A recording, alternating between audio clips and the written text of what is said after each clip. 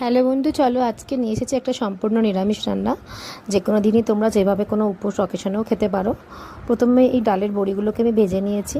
সেটা তুমি মটর ডালের বড়ি নিতে পারো, বিউলির ডালে নিতে পারো, বা এটা মসুর ডালের বড়িও নিতে পারো। যে কোনো বড়ি এরকম লাল লাল করে ভেজে নিয়েছি। ডাঁটা আর আলু এভাবে লম্বা লম্বা করে কেটে আমি ভাজছি। তার আগে তেলেতে আমি শুকনো লঙ্কা 5 ফোড়ন ফোড়ন দিলাম। একটু ভাজা হওয়ার পরে একটু হলুদ আর একটু নুন দিয়ে আবার কিছুক্ষণ বেশ ভাজতে হবে। বেশ ভালো করে নাড়াচাড়া করতে হবে। তো এতে আমার কিছুই মশলা পড়বে না, দেখো শুধু একটুখানি আদা বাটা আর একটু জিরে বাটা দিয়েছি। এতে ধনে জিরে গুঁড়ো আমি কিছুই দেবো না। তাই সেই আদা জিরে বাটা দিয়ে টমেটো আর শুকনো লঙ্কা গুঁড়ো বা লঙ্কা গুঁড়ো যে প্যাকেটের গুঁড়ো সেটাও দিতে পারো। আবার যারা কাঁচা লঙ্কা খাও তো তারা কাঁচা লঙ্কা বাটা দিতে পারো।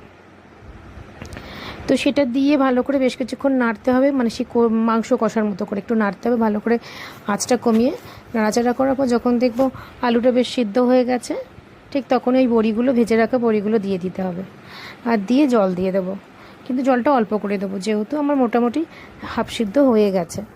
তো জলটা দিয়ে বেশ কিছুক্ষণ নাড়াচাড়া করে এবার আমি একটা ঢাকা, মানে পাত্র, আমি ঢাকা দিয়ে দেবো কড়ার মধ্যে।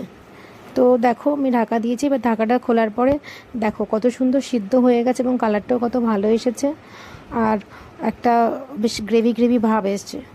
তো চলো এরকমভাবে তোমরা নিরামিষ তরকারি বানিয়ে নাও। আর যদি নামাবার সময় স্বাদ মতো তোমরা একটু চিনি দিতেই পারো, আমিও দিয়েছি। তো যারা যেরকম পছন্দ করো, যারা চিনি পছন্দ করো না চিনি দিও না। তো দেখো এরকম একটা নিরামিষ রান্নার জন্য অবশ্যই